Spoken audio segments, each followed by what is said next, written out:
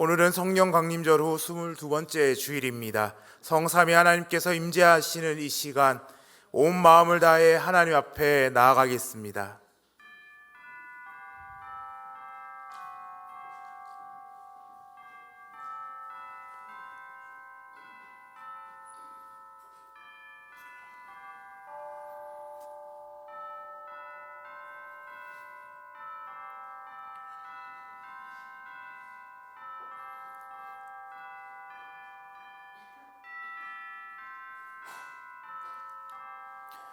곧 영원부터 우리 주 그리스도 예수 안에서 예정하신 뜻대로 하신 것이라.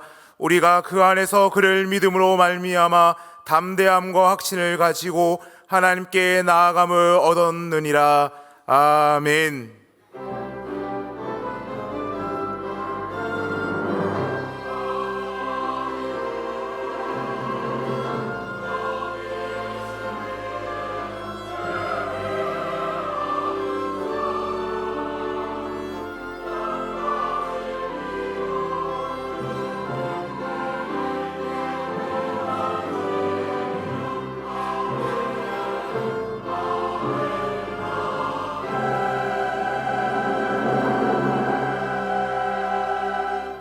인생의 생사화복을 주관하시는 전능하신 하나님 아버지, 이렇게 맑고 아름다운 날을 주시니 감사합니다. 가을이 깊어가는 계절에 경험한 마음으로 예배의 자리에 나왔습니다. 한여름 푸르렀던 나무는 잎을 떨구고 분주하게 살았던 들 짐승들은 양식을 모아 다가올 겨울을 준비하고 있습니다. 거룩하신 하나님, 바쁜 일상에 매여 하나님의 뜻을 생각하지 않고 살았던 저희도 이제는 마음을 돌이켜 하나님을 바라보게 하시고 육신의 일을 내려놓고 경건한 삶을 통해 영혼의 추수를 준비하게 하옵소서. 이전보다 더욱 겸손하고 진실한 마음을 드리는 이 예배를 받아 주옵소서. 예수님의 이름으로 기원하옵나이다. 아멘.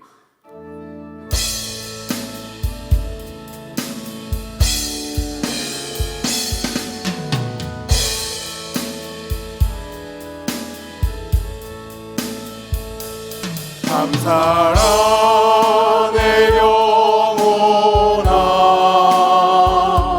감사라 내 영혼아, 온 마음과 정성 다하여 다 감사하라. 경배하라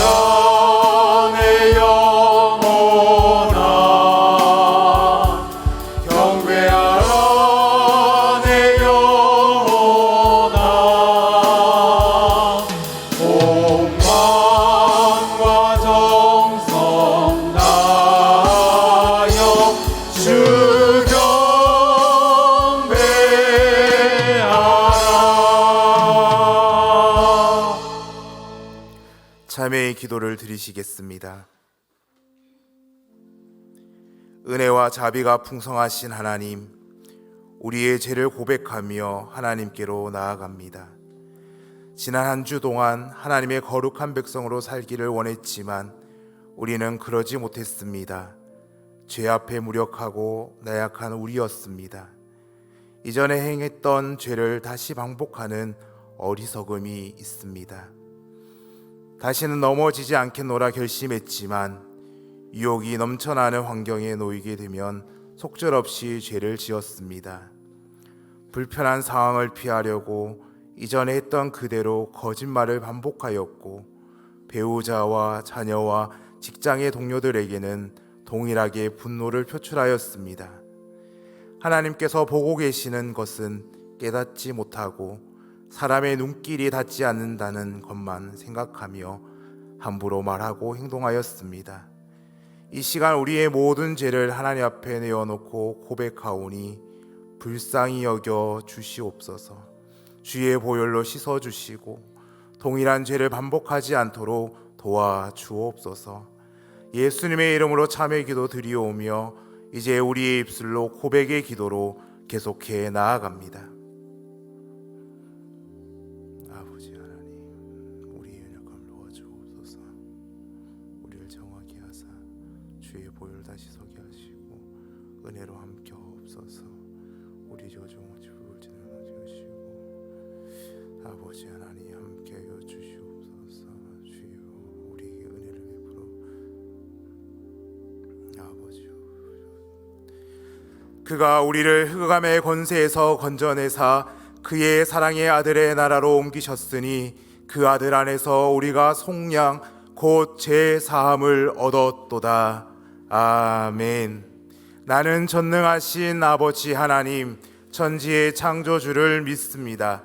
나는 그의 유일하신 아들 우리 주 예수 그리스도를 믿습니다.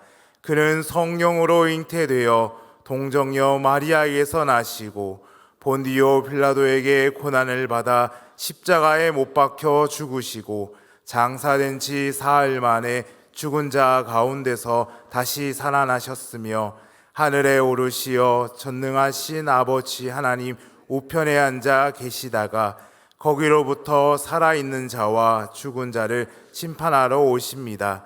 나는 성령을 믿으며 거룩한 공교회와 성도의 교제와 죄를 용서받는 것과 몸의 부활과 영생을 믿습니다. 아멘.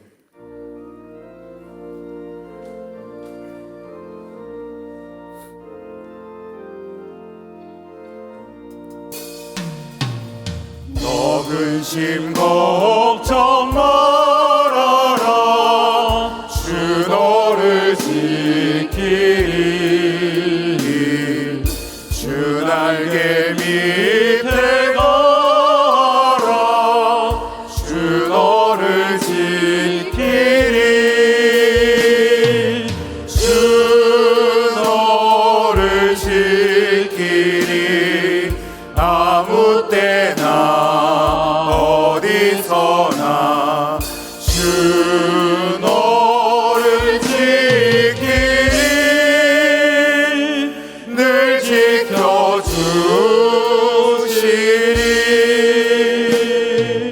어려워 낙심될 때에 주 너를 지키리. 위험한 일을 당할 때 주 너를 지키리. 주 너를 지키리. 아무 때나 어디서나 주 너를 지키리. 늘 지켜주시리.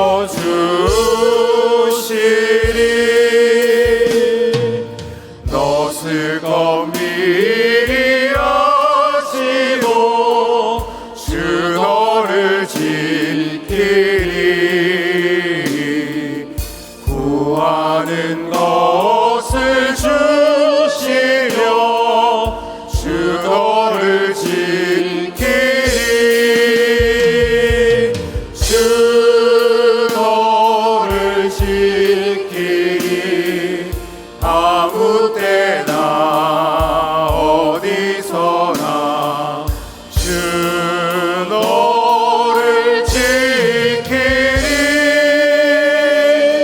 늘 지켜주시리.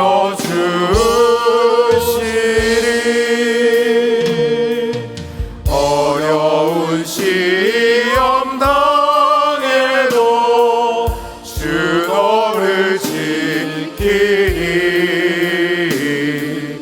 부정한 곳에 가라. 주 너를 지키리. 주 너를 지키리. 아무 때나 어디서나 주 너를 지키리.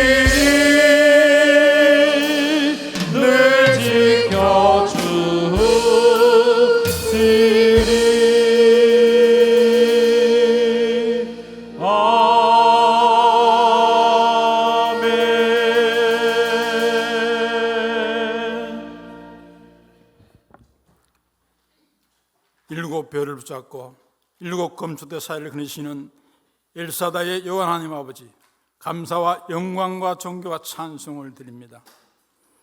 그렇고 복된 생일을 주시고 예배자로 인도하시니 감사를 드립니다. 지난날 우리의 연약함을 회개합니다. 성령의 인도함을 따라 살아야 함에도 불구하고 우리의 생각대로 살아온 어리석은 저희들임을 고백합니다. 저희들의 죄를 용서해 주시옵소서. 우리의 온 마음과 정성을 드립니다. 하늘을 여시고 우리의 예배를 받아 주시옵소서. 말씀을 사모합니다. 시오신 김은혜 위목사님께 갑절의 영감을 나눠주셔서 생명의 말씀, 은혜의 말씀을 선포하게 하옵소서. 말씀 받는 저희들 마음은 활짝 열어 아멘으로 화답하며 그 말씀이 삶으로 실천되고 열매 맺게 인도해 주시옵소서. 자비로우신 하나님, 지난주 생명나무 잔치를 통해 온 성도들이 한마음으로 복음의 기쁨을 나누게 하심을 감사드립니다. 초청된 귀한 생명들 믿음의 뿌리를 내게 해주시고 성령의 인도를 따라 하나님께 칭송받고 믿음이 자라며 영혼이 잘된 같이 범사가 잘되는 새 생명들이 다 되게 하옵소서. 근본 가을 부흥성회를 통해서 하나님 은혜 주심 감사합니다. 잘 맞춰서 감사합니다. 구하라 찾으라 두드리는 신앙으로 행함이 있는 복된 삶을 누리게 하옵소서. 다음 주 학년절 시오는 임진개식을 준비합니다. 새롭게 시험을 받는 장로, 안수집사, 권사님들 위해 하늘의 신령한 지혜와 명철을 부어 주시옵소서. 항룡직분이 명예가 아니라 십자가의 헌신임을 깨닫게 하옵소서. 겸손과 사랑으로서의 몸된 교회를 섬기며 신실한 청지들이 다 되게 하옵소서. 임직을 통해 우리 교회가 아름다운 성령 공동체가 되게 하여 주시옵소서. 임마누엘 하나님, 이번 주 목요일에 대학 수학 능력 시험이 있습니다.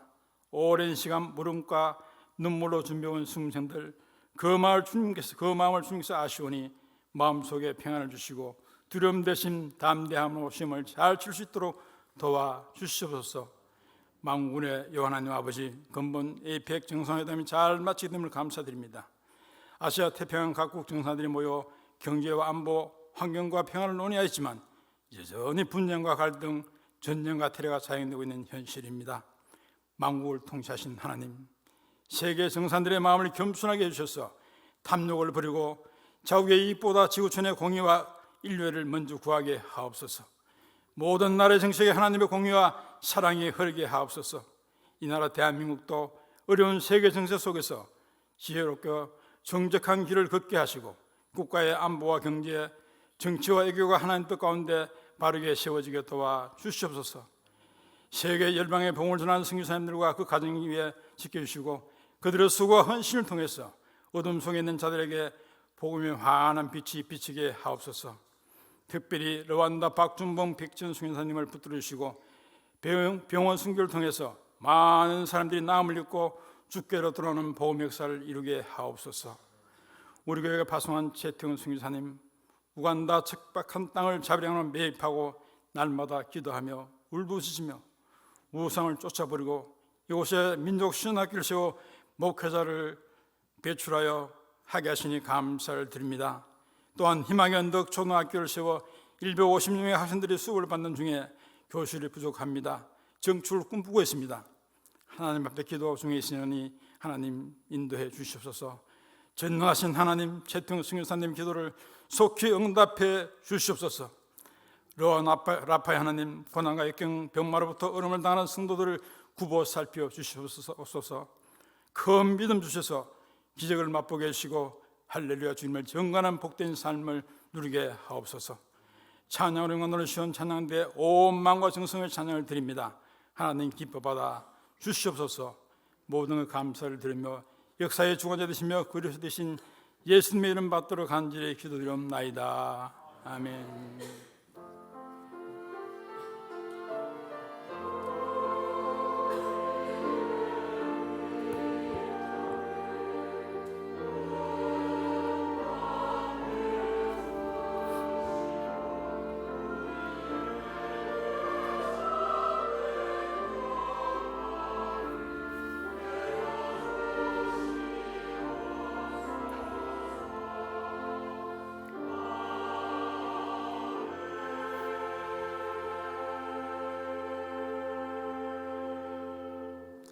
이 시간 하나님께서 우리에게 주시는 말씀은 신약 성경 사도행전 27장 20절에서 26절의 말씀입니다. 사도행전 27장 20절에서 26절의 말씀입니다. 하나님의 말씀을 봉독할 때 경청하시기 바랍니다. 여러 날 동안 해도 별도 보이지 아니하고 큰 풍랑이 그대로 있음에 구원의 여망마저 없어졌더라. 여러 사람이 오래 먹지 못하였음에 바울이 가운데 서서 말하되 여러분이여 내 말을 듣고 글에 대해서 떠나지 아니하여 이 타격과 손상을 면하였더라면 좋을 뻔하였느니라. 내가 너희에게 권하노니 이제는 안심하라. 너희 중 아무도 생명에는 아무런 손상이 없겠고 오직 백분이리라. 내가 속한 바 곧 내가 섬기는 하나님의 사자가 어젯밤에 내 곁에 서서 말하되 바울아 두려워하지 말라. 내가 가이사 앞에 서야 하겠고 또 하나님께서 너와 함께 항해하는 자를 다 내게 주셨다 하였으니 그러므로 여러분이여 안심하라. 나는 내게 말씀하신 그대로 되리라고 하나님을 믿노라. 그런즉 우리가 반드시 한 섬에 걸리리라 하더라. 아멘. 이 말씀을 통하여 은혜 주실 줄 믿습니다. 아멘.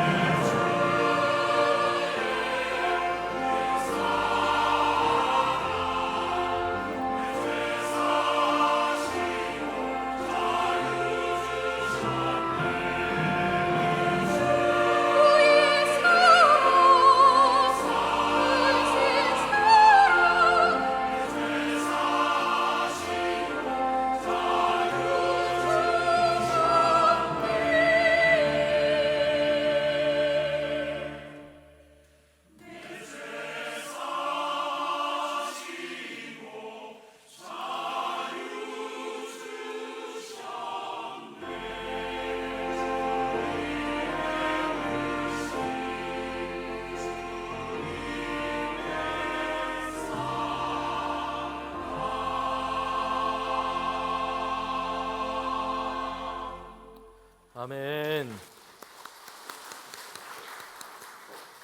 네, 우리 귀한 찬양에 감사를 드립니다. 우리 찬양을 통해서 함께 큰 은혜를 나누어 주신 것 감사를 드립니다.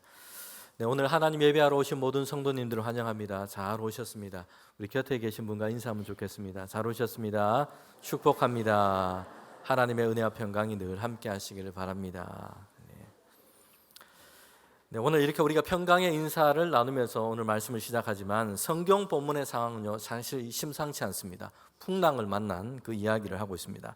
사도 바울이 지금 항해를 하다가 큰 풍랑을 만나게 된 것입니다. 큰 위기를 만난 이런 상황입니다. 바울은요 큰 풍랑을 만나게 되는데 그것은 단지 바다의 이야기만을 얘기하고 있지 않습니다. 우리 인생의 항해에도 예기치 않은 이런 풍랑을 만날 때가 있습니다.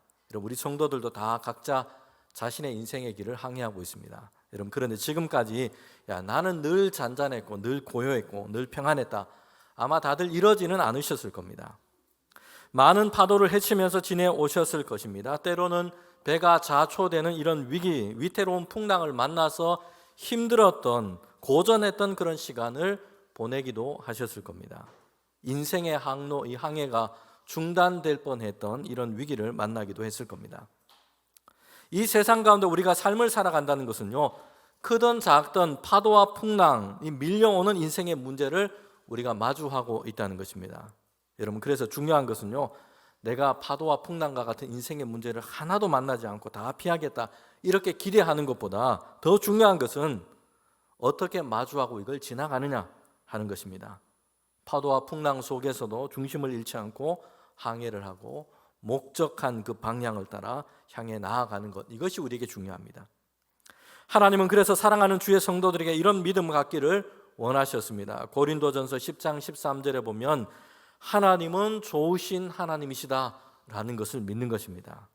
그래서 감당할 만한 시험을 우리에게 주신다는 것입니다.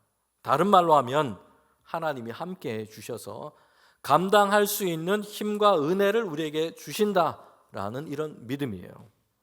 그리고 어려움을 만나기도 하지만 하나님은 어려운 중에도 이것을 이기고 지나갈 수 있도록 새로운 길을 열어주신다라는 믿음입니다.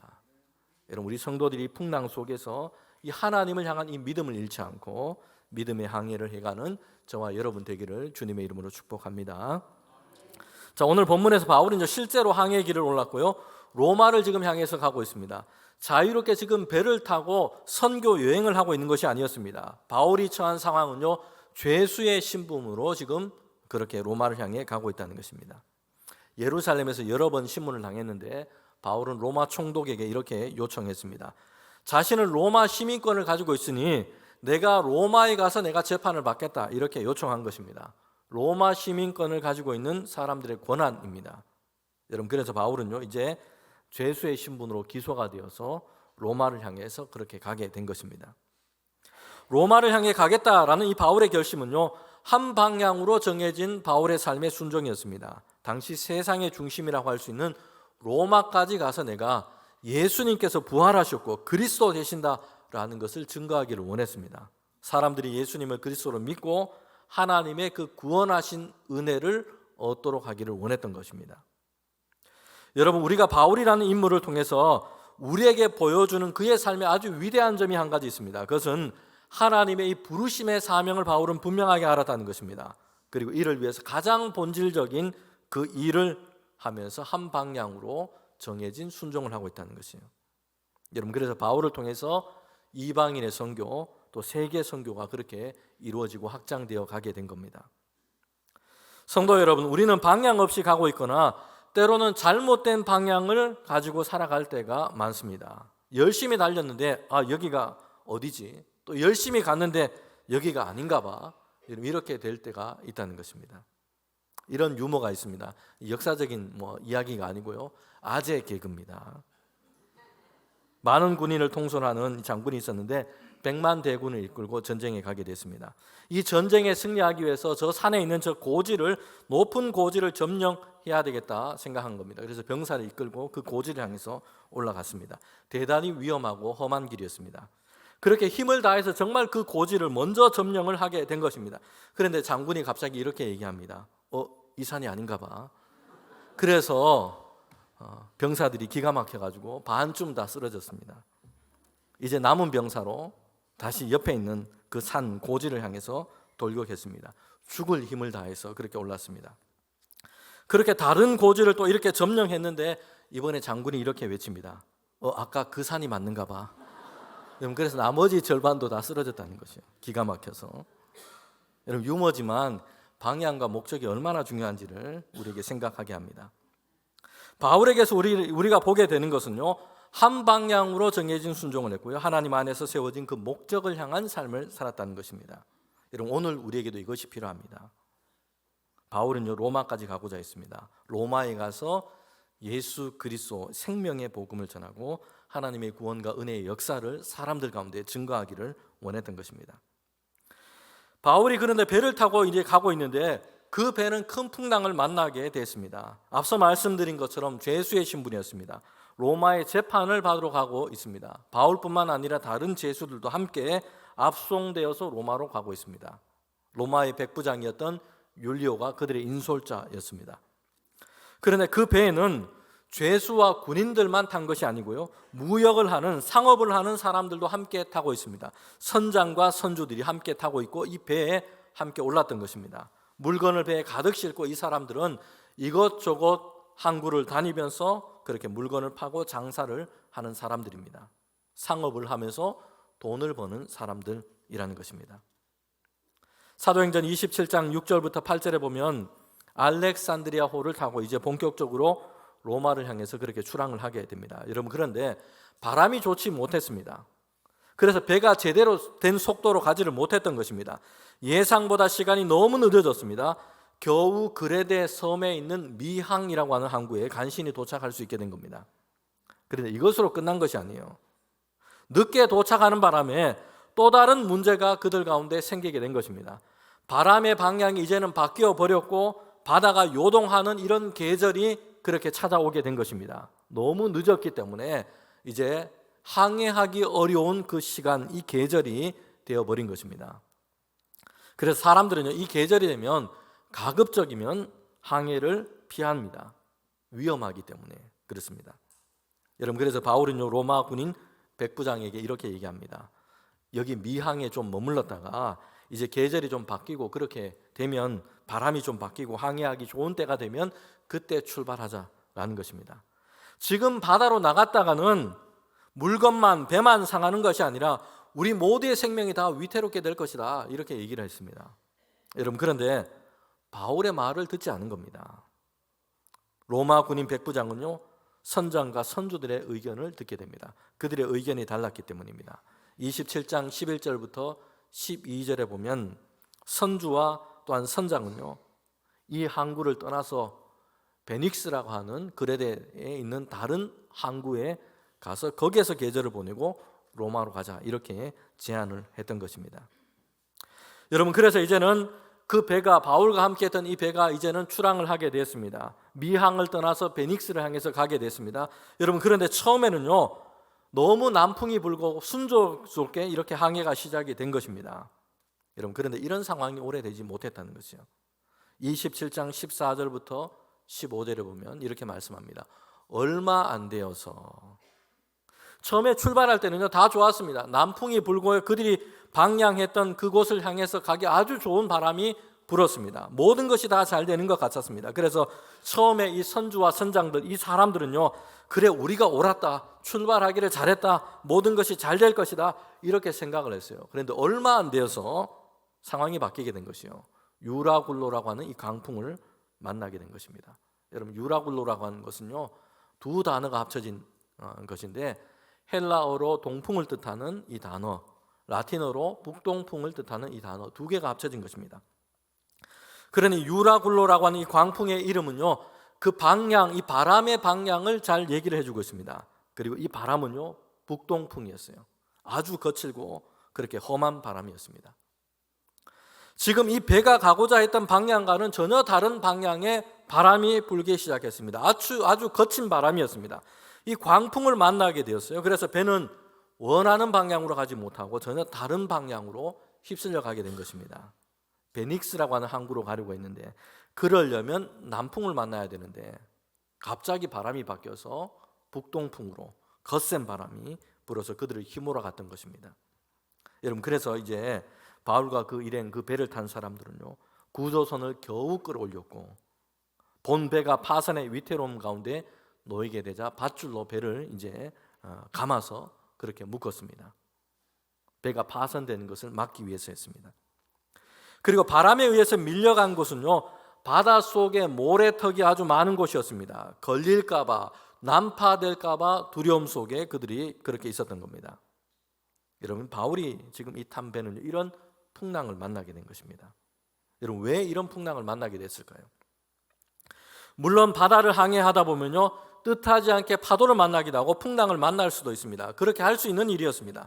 그런데 오늘 성경은 바울이 탄 이 배가 왜 풍랑을 만나게 되었는지 다른 중요한 이야기를 하고 있습니다. 성경의 말씀은 이것에 대해서 우리에게 얘기해 주고 있습니다. 왜냐하면요, 이 배를 주도했던 사람들이 그들이 잘못된 생각과 욕심에 이끌렸기 때문입니다.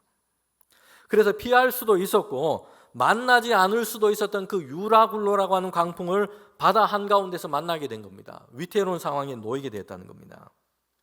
성도 여러분, 사람이 인생 가운데 만나는 풍랑과 같은 이런 어려움이 있습니다. 여러분, 그런데 사실은요, 많은 부분 그 사람이 죄에 이끌리거나 잘못된 욕심과 욕망에 이끌려서 이렇게 이 풍랑을 만나는 경우들이 많습니다.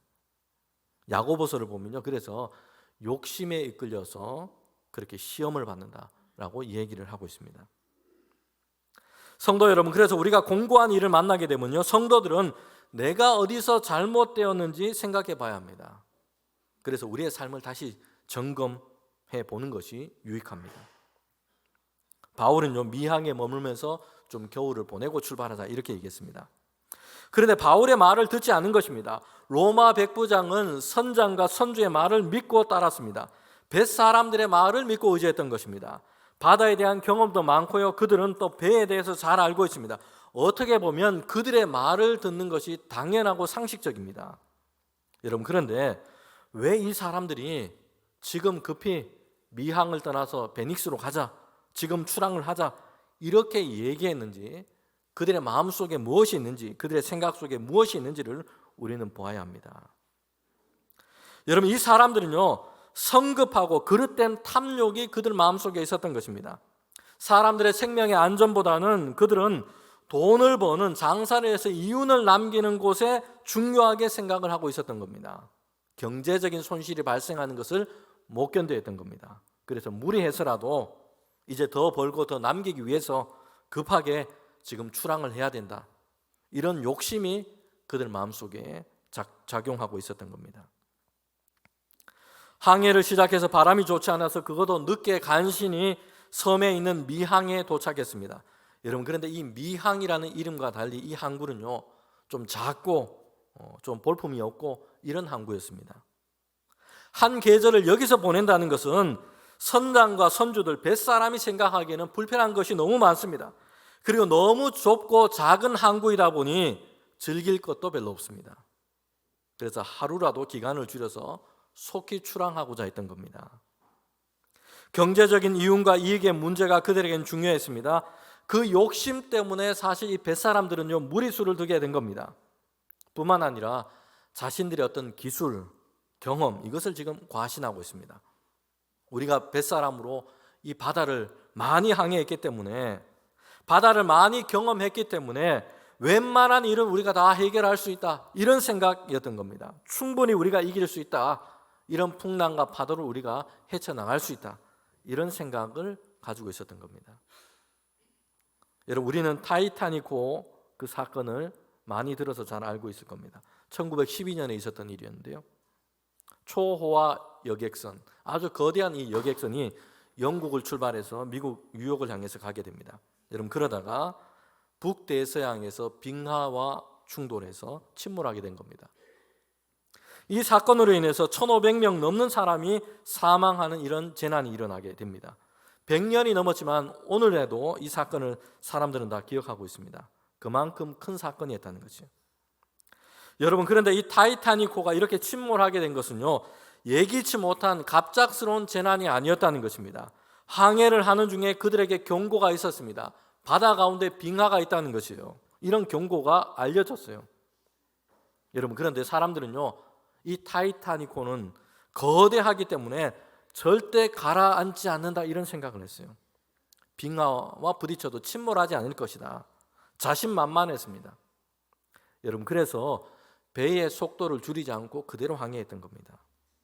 여러분, 그러면서 배 위에 있는 사람들은요, 그렇게 먹고 마시며 즐기며 파티를 하고 이렇게 했습니다. 그러다가 파선을 당하고 만 것입니다. 바울이 타고 있는 그 배에는요, 선장과 선원들 그리고 사람들은 유라굴라라는 이 광풍을 만나게 됩니다. 그리고 이 풍랑 속에서 이 사람들은요, 자신이 가졌던 그 경험과 지식의 한계를 철저하게 경험하게 됩니다. 아무것도 할 수 없고 죽을 위기에 그렇게 놓이게 된 것입니다. 여러분, 유라굴로 광풍을 만났고요, 배가 난파된 지경에 이르게 됩니다. 그때 이 사람들은요, 그의 삶에서 정말 중요한 것이 무엇인지 그렇게 깨닫게 됩니다. 중요한 것이 무엇인지 드러나게 됐다는 것이요. 풍랑으로 인해서 여러 날을 그들은 애썼습니다. 그러다 그들이 어떻게 하고 있냐면 사도행전 27장 18절과 19절에 보면 이튿날이 되어서 열심히 지금 풍랑을 벗어나기 위해서 애를 썼는데 되지 않았습니다. 이틀이 지났습니다. 그러자 사공들이 했던 일이 있습니다. 짐을 다 바다에 풀어버리고 있다는 것이에요. 그리고 사흘째 되는 날이 되니까 이제는 배의 기구들, 그들이 사용했던 장비들을 그들 손으로 다 지금 바닷속에 집어넣고 버리고 있습니다. 여러분, 여기에서 짐이라고 했는데 이 짐이 뭘까요? 불필요한 쓰레기 더미가 아니에요. 이 짐은요, 바로 몇 날까지 선장과 선주들이 아주 중요하게 생각했던 것입니다. 이걸 팔아서 돈을 벌고 급하게 그래서 항해까지 나섰습니다. 바람도 안 좋고 바다가 위험한 계절이기 때문에 머물면 좋겠다라고 생각하는 사람들이 있는데 바울의 이 말도 듣지 않았습니다. 기한에 맞춰서 도착하고 물건들을 팔아서 돈을 벌고 이런 생각에 그들은 가득했습니다. 여러분, 이 물건들은요, 풍랑을 만나기 전까지는 선주들에게는 정말 중요하게 생각하고 여겼던 것들이었습니다. 그런데 풍랑을 만나게 되니까 어떻게 됐습니까? 이제는 지금 그게 중요한 게 아니에요. 배를 어떻게든 가볍게 만들어야 한다라는 생각입니다. 이전까지는 그들의 삶과 그들의 생명과 그들의 안전을 보장해 줄 것 같은 이런 물건들이었습니다. 그런데 풍랑을 만나고 나니까 이제 어떻게든 배를 가볍게 만들려고 지금 바닷속에 던져놓고 있다는 것이에요. 모래턱에 걸려서 난파되지 않도록 하기 위해서 배를 가볍게 만들기 위해서 이 모든 물건들을 바다에 다 던져놓고 있습니다. 풍랑을 만나고 나니까 정말 중요한 것이 무엇인지 분명해졌습니다. 성도 여러분, 우리는 자칫 잘 속고 착각하며 살아갈 때가 있습니다. 정말 중요한 것을 놓치고 그렇게 중요하지 않은 건데 이게 전부인 것처럼 그렇게 생각하는 것입니다.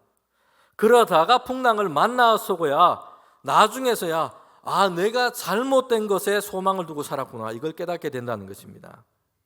선조들과 상인들은요, 그 물건들이 자신의 삶을 보장해주고 이것을 통해서 벌어들일 수 있는 그 돈과 재물이 그들의 행복과 그들의 삶의 안전을 보장해 준다고 생각했습니다. 이런 기대를 했습니다.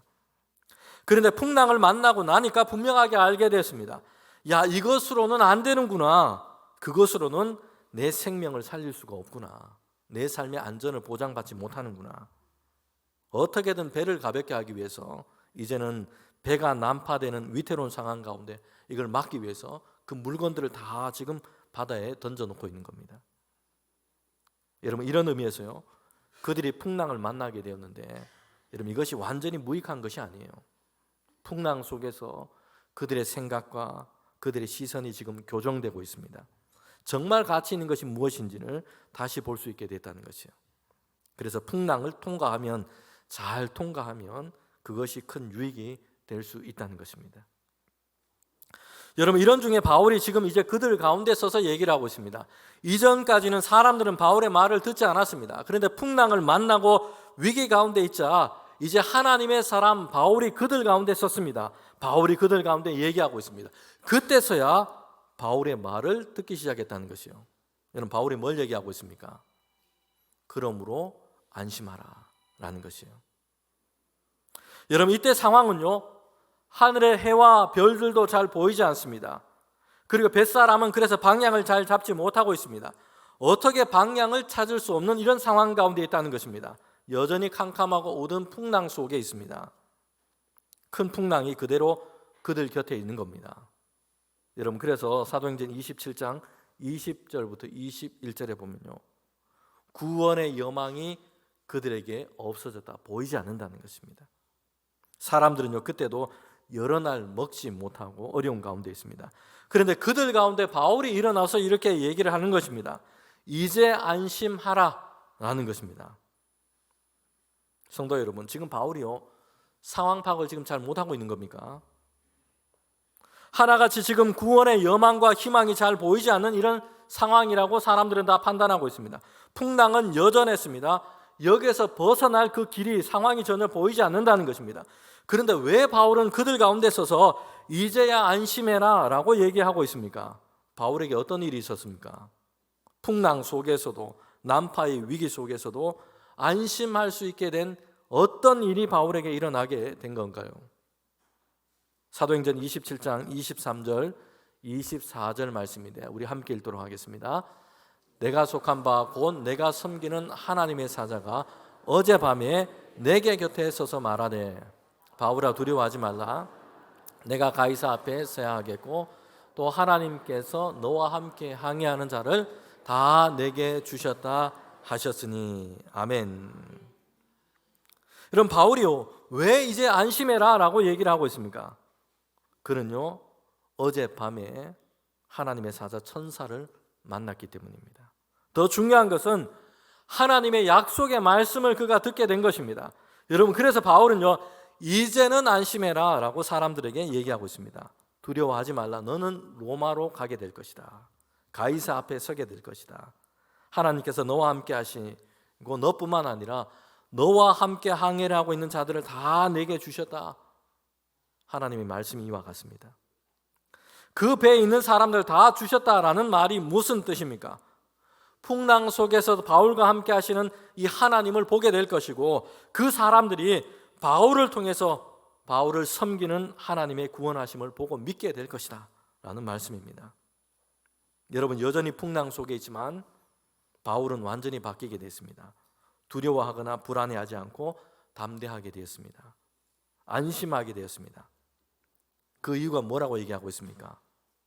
타고 있는 배가 거대하고 튼튼하기 때문이 아니고요, 선장과 뱃사람들이 기술이 좋고 항해하는 데 있어서 그들이 베테랑이기 때문에 안심해도 좋다, 지금 이렇게 얘기하고 있는 것이 아닙니다.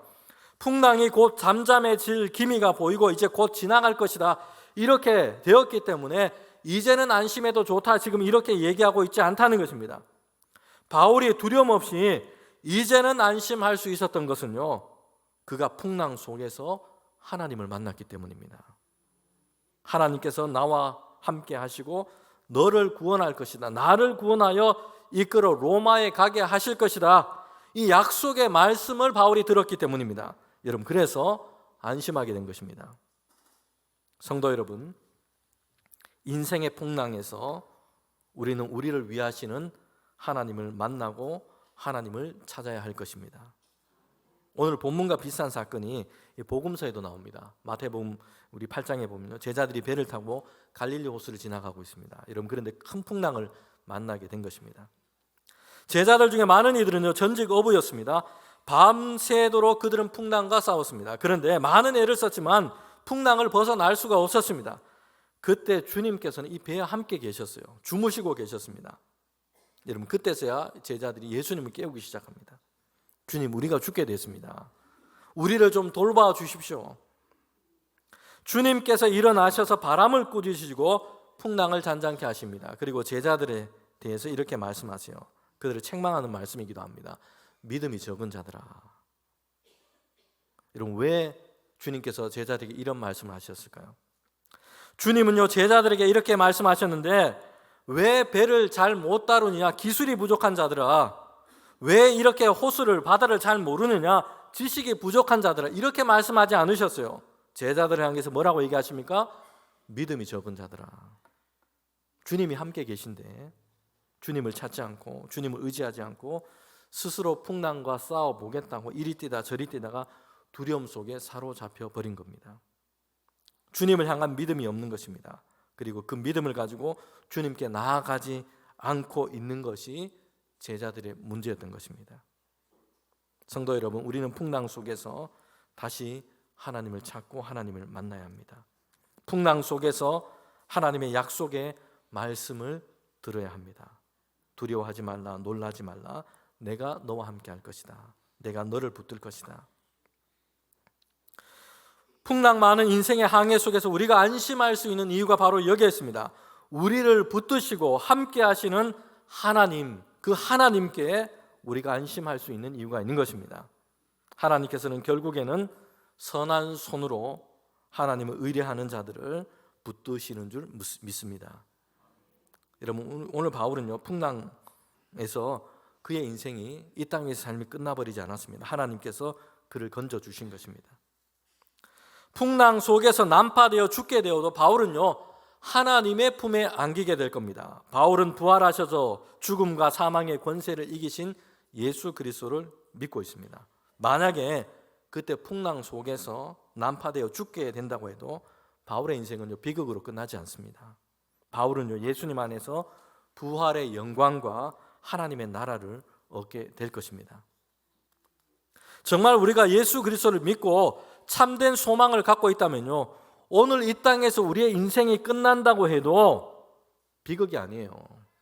죽음을 지나서 하나님의 찬란한 영광의 세계가 성도들에게 그리스도 예수 안에서 우리에게 예비되어 있기 때문입니다.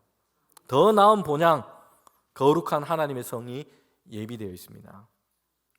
사도 바울도 오늘 본문에 나오는 풍랑의 상황 속에서는 살아남았습니다. 건짐을 받았습니다.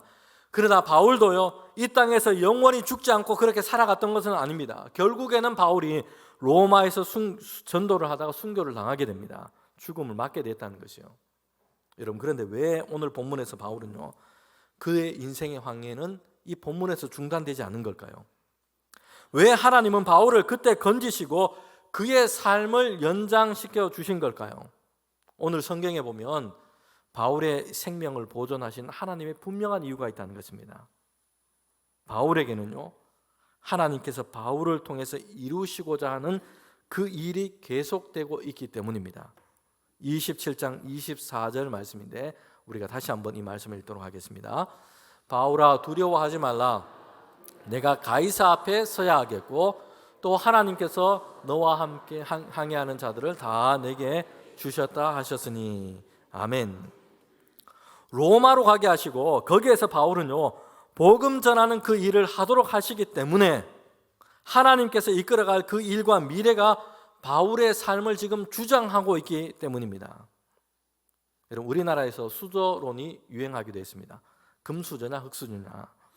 부모나 또 조부모가 가진 그 가정의 어떤 사회적인 경제적인 이런 수준에 따라서 현재와 미래가 다 결정된다, 뭐 이렇게 생각하는 이야기들이었습니다. 사실 우리 사회가 우리 젊은 이들에게 공정한 기회들이 좀 더 열려있는 이런 사회로 그렇게 변해 가야 합니다. 그런데 신자들은요, 우리가 더 주목하고 바라보아야 할 것이 있습니다. 너의 삶의 조건과 환경이 어떠냐, 흙수저냐 금수저냐, 이것이 우리의 삶을 주장하고 결정하는 것이 아닌 것입니다. 하나님께서 나를 통해 행하시고자 하는 것이 무엇이냐, 내 인생의 참된 목적이 무엇이냐, 하나님께서 나의 삶을 통해서 이루어 가실 것이 무엇이냐, 이 비전과 사명이 우리의 내일과 미래를 결정하게 해야 한다는 것입니다. 여러분, 왜 바울이 안심하고 있습니까? 풍랑을 만나고 배는 난파 위기 속에 있습니다. 아직 바다는 성난 파도가 일렁이고 있습니다. 그런데 왜 바울이 평안하고 그렇게 안심하고 있습니까? 그리고 사람들 가운데 이제는 안심해라 라고 말할 수 있습니까? 바울은 하나님의 약속의 말씀을 들었기 때문입니다. 하나님을 만났기 때문입니다. 그래서 평안할 수 있습니다. 그런데 그때 하나님께서 바울에게 주신 약속의 말씀이 뭡니까? 로마로 가게 될 것이다. 거기서 너를 서게 할 것이다. 하나님께서 바울에게 열어주신 비전과 사명이 아직 진행형이기 때문입니다. 바울은 하나님 안에서 그가 품은 비전과 꿈이 아직 진행형입니다. 그래서 바다의 풍랑에서 그대로 끝나지 않고 하나님께서는 그때 바울을 붙들어 주시고 건져 주시는 것입니다. 여러분 풍랑에서 바울은요 구원함을 받았어요. 그것은요 하나님께서 단지 바울을 불쌍히 여기셨기 때문만이 아닙니다. 더 중요한 것은 바울이 하나님 안에서 하나님의 나라를 위해 품은 비전과 사명을 위해서 건짐을 받은 것입니다. 구원을 받은 것입니다. 먼저 그의 나라와 그의 의를 구하라. 그리하면 이 모든 것을 더하여 주실 것이다. 경제적 곤경이라고 하는 풍랑 속에 있습니까? 육체적으로는 병으로 인해서 어려움과 풍랑을 만나고 있습니까? 이런저런 풍랑을 그렇게 만나고 있습니까? 이 풍랑을 이기고 거기서 건짐을 받고 강건하게 되고 또는 오래 이 땅에서 그렇게 건강하게 복 있게 살기를 원하십니까? 여러분 그러려면 좋은 것도 먹고 보약도 먹고 뭐 이것도 중요한데 우리 성도들에게는 더 중요한 것이 있습니다. 하나님 안에서 삶의 이유, 이 땅에서의 삶의 사명을 가지시기를 바랍니다. 우리가 하나님의 나라를 위한 꿈을 가지고 있다면, 세상 가운데 하나님의 일을 위한 비전을 가지고 있다면, 그리고 이것이 우리의 삶의 여전히 진행형이라고 한다면 하나님은 풍랑에서 우리를 건지시고 이 일을 이루어 가게 하실 줄 믿습니다. 함께 기도드리겠습니다. 하나님 참 감사합니다. 오늘 우리 성도들 가운데 주님의 은혜를 베풀어 주시옵소서. 인생의 풍랑 가운데서 이제는 안심하라. 하나님의 평안을 우리에게 허락해 주시옵소서. 풍랑 속에서 말씀으로 우리 가운데 일하시는 하나님을 만나게 하여 주시옵소서. 우리와 함께 하시는 하나님의 그 약속의 말씀을 듣게 하여 주시옵소서. 인생의 풍랑 속에서도 하나님께서 우리의 삶을 향해 품으신 그 사명과 비전과 목적의 삶이 중단되지 않게 하셔서 하나님 주 안에 살아가는 우리 모든 주의 성도들 되게 하여 주시옵소서. 예수님의 이름으로 기도하옵나이다. 아멘.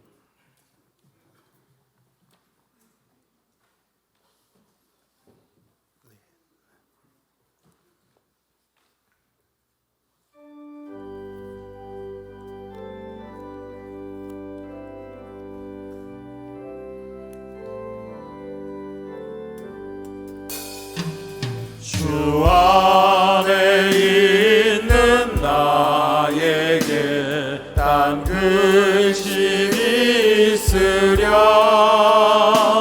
십자가 밑에 나가 내 짐을 풀었네. 주님을 찬송하면서 할렐루야 할렐루야. 내 앞길 멀고 험해도 나 주님만 따라가리. 그 두려움이 변하여 내 기도 되었고 전날의 한숨 변하여 내 노래 되었네. 주님을 찬송하면서 할렐루야 할렐루야.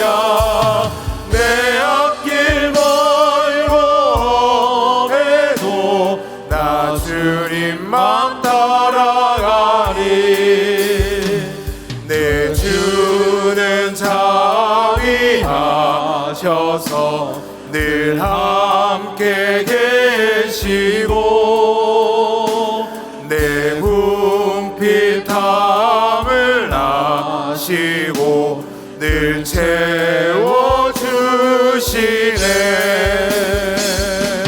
주님을 찬송하면서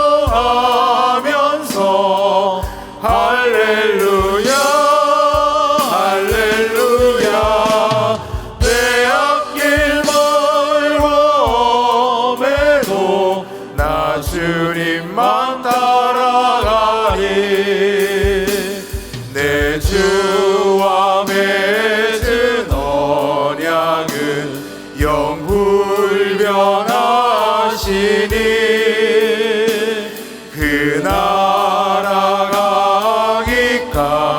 자신을 늘 보호하시네.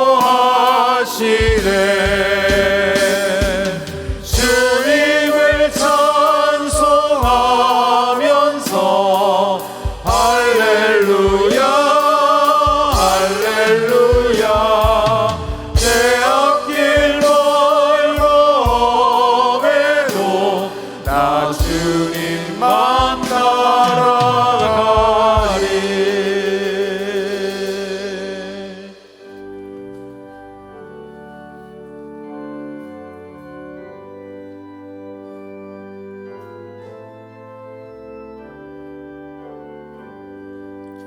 나의 보화 드리니 주여 받아주셔서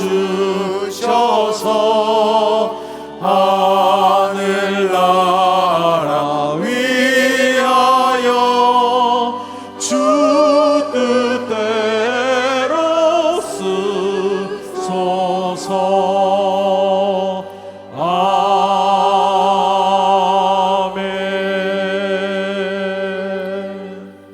사랑의 하나님 아버지, 참 감사합니다. 주님, 우리를 하나님을 예배하는 자로 삼아 주셨습니다. 주님, 이렇게 주님께 예배하며 귀한 예물을 하나님께 올려드립니다. 우리에게 주신 것 구별하여 드리는 우리 모든 성도들의 손길을 주님 기억하여 주시옵소서. 하나님, 우리 성도들의 가정마다 하나님의 복을 더하여 주셔서 날마다 믿음 안에 담대하게 하시고 평안하게 하시고 손으로 수고한 모든 일들이 하나님이 함께 하심으로 형통할 수 있도록 인도하여 주시옵소서. 인생의 풍랑 가운데 있는 우리 성도들이 있습니다. 하나님, 이제는 안심하라. 주의 말씀과 음성을 듣게 하시고 하나님이 함께 하심으로 인하여 우리 주의 성도들의 가정이 날마다 믿음 안에 새힘 얻도록 인도하여 주시옵소서. 선한 길을 열어 주시옵소서. 주님 건져 주시옵소서. 하나님의 은혜를 더하여 주시옵소서. 이 시간 귀한 예물을 하나님께 올려드립니다. 주님의 뜻 가운데 사용되게 하셔서 하나님의 영광이 나타나게 하시고 생명의 복음, 그리스도의 사랑이 증거되는 일에 쓰이게 하여 주시옵소서. 예수님의 이름으로 기도합니다. 아멘.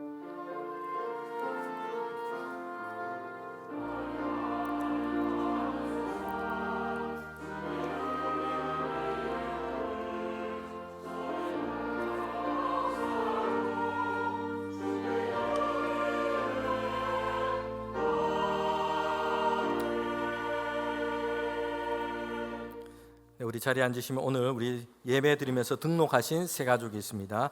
소개하고 환영하도록 하겠습니다. 임영조 성도님, 허숙자 권사님께서 인도하셨습니다. 우리 잠시 자리에 일어서시면 환영하도록 하겠습니다.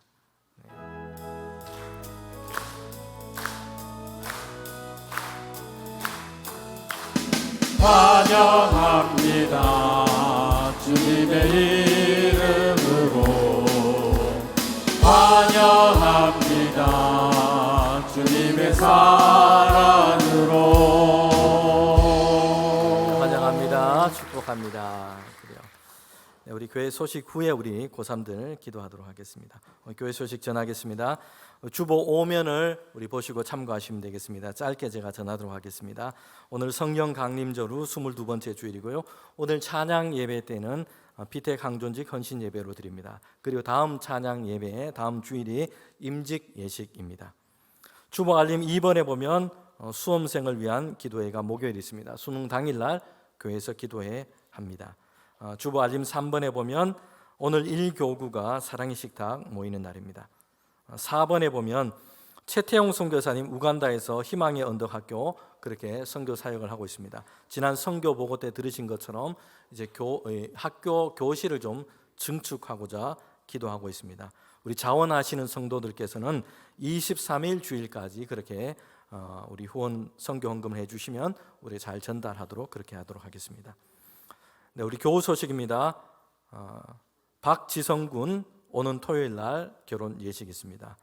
장순아 성도 안숙자 권사님 입원 중에 계시고요. 지난 주간 슬픔 당한 가정이 있습니다. 성미정 권사님 부친 장례로 지난 주간 장례 있었고요.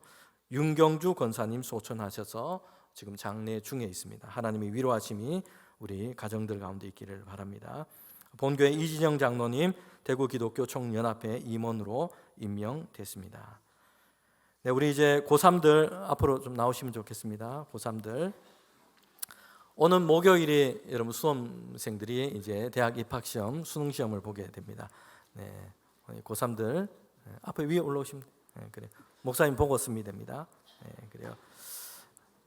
오늘 이렇게 우리 고3들 김영은, 이창규, 권보성, 남유림, 도승환, 김예린, 박온유, 박성민, 손민준 이렇게 왔고요. 여러분 주보에 3면에 보면 수험생들 명단이 다 있습니다. 아래쪽에 보면 지금 고등부에 출석하는 우리 고3도 있고 우리 교회 교우들 가정 중에 있는 우리 수험생들도 있습니다. 이름을 한번 보시면 좋겠고요.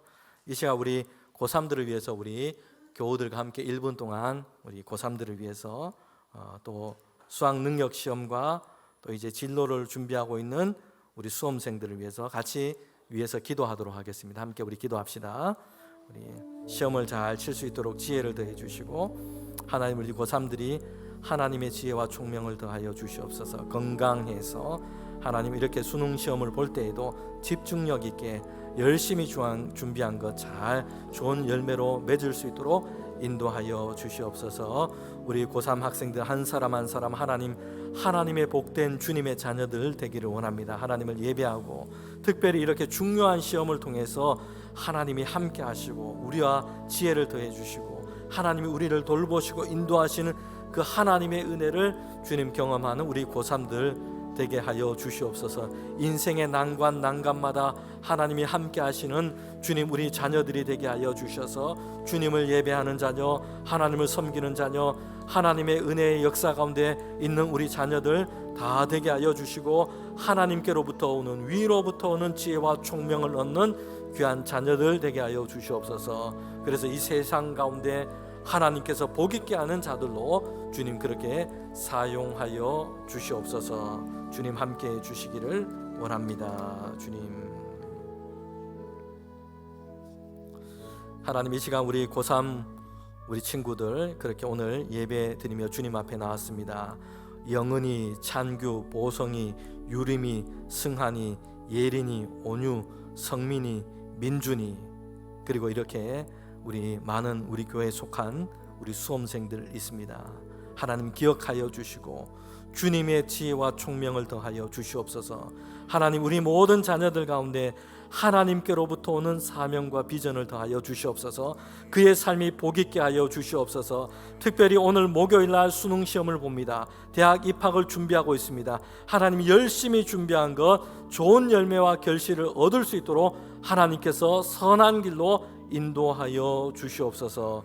우리의 자녀들이 하나님을 사랑하고 주님을 경외하는 자녀들로 다 자라나게 하시고 하나님께서 붙들어 주시는 믿음의 사람들이 다 되게 하여 주시고 그래서 주 안에서 복 있는 인생이 다 될 수 있도록 하나님께서 지키시고 인도하여 주시옵소서. 실수하지 않게 하시고 집중력 있게 건강 주셔서 시험을 잘 칠 수 있도록 하나님 함께하여 주시옵소서. 예수님의 이름으로 기도하옵나이다. 아멘. 자, 우리 뒤돌아서서 우리 교우들께 시험 잘 보고 오겠습니다. 격려해 주셔서 감사합니다. 인사하겠습니다. 그래요. 감사합니다. 우리 자리에 들어가시면 되겠습니다. 그래요. 네, 우리 다 일어나셔서 함께 파송의 찬양 부르도록 하겠습니다.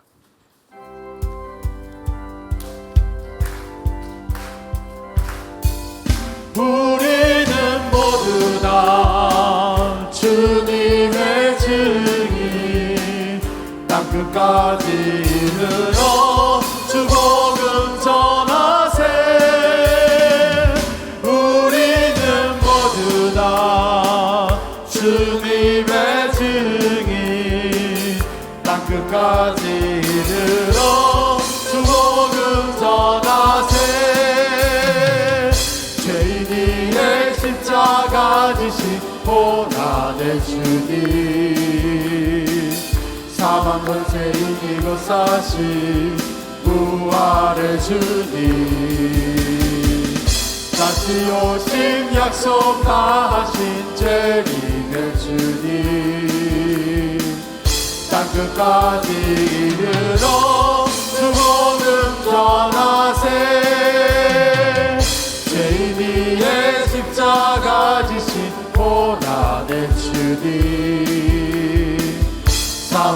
권세 이기고 사신 부활의 주님 다시 오심 약속하신 재림의 주님 땅끝까지 이르러 주 보름 전하세 주님 전하세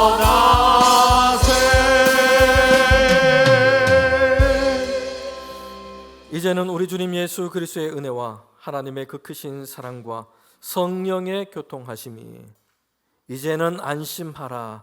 하나님께서 우리에게 주신 믿음과 약속의 말씀을 붙들고 인생과 세상 가운데 믿음의 항해를 하기를 원하는 우리 모든 성도들 가운데 지금부터 영원토록 함께 하시기를 간절히 축원하옵나이다. 아멘.